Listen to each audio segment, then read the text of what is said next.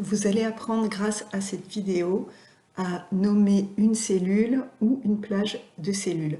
Quel est l'intérêt de cette manipulation?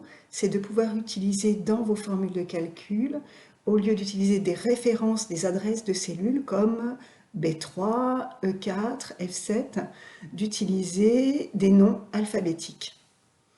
Par exemple, je souhaiterais nommer ma cellule B3, la nommer TVA.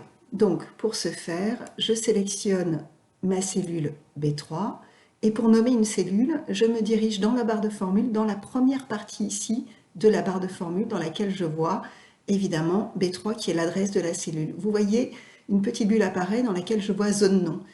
Zone nom, donc je clique dans cette zone nom et je tape donc TVA. Je le tape en majuscule et pour valider, je tape Entrée. Pour voir si ce nom est bien validé, cliquez en dehors de B3. Vous vous dirigez à nouveau dans cette partie ici. Vous cliquez la flèche et vous voyez que TVA est bien créé. Si je clique sur TVA, Excel sait que ça correspond à ma cellule B3 qu'il sélectionne. Si je veux retrouver donc ces noms dans une boîte qui s'appelle gestionnaire de noms, je vais dans l'onglet Formule d'Excel ici, et vous avez donc dans cette partie Gestionnaire de noms.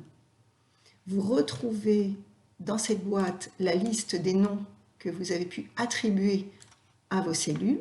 Donc le nom s'appelle TVA, fait référence à donc ma cellule B3. Vous remarquez comme moi ce qui est important en fait, c'est que à ce nom correspond une adresse absolue, c'est-à-dire avec les dollars, une adresse bloquée.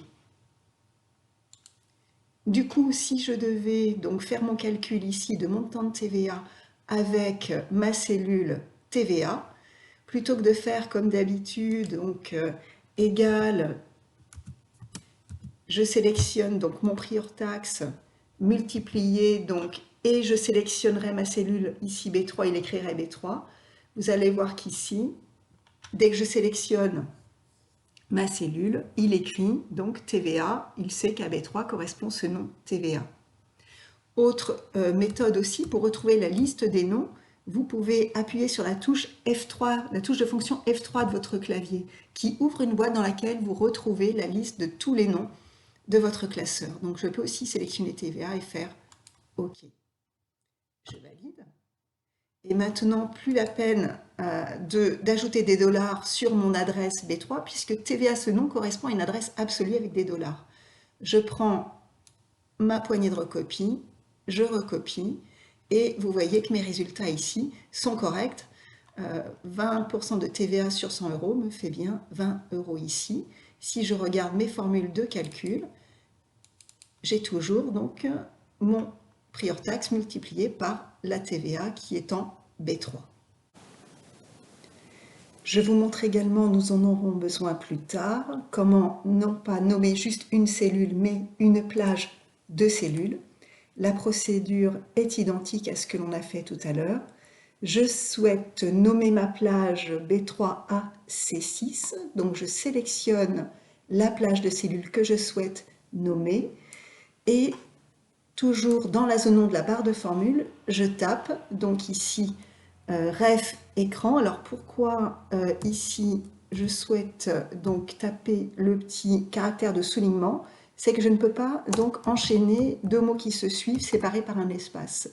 Donc avant d'écrire écran, je tape le tiret de la touche 8, écran, et je valide Entrée.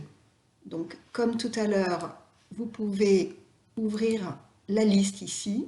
Vous sélectionnez Ref écran, Excel sait que ça correspond à cette plage B3AC6.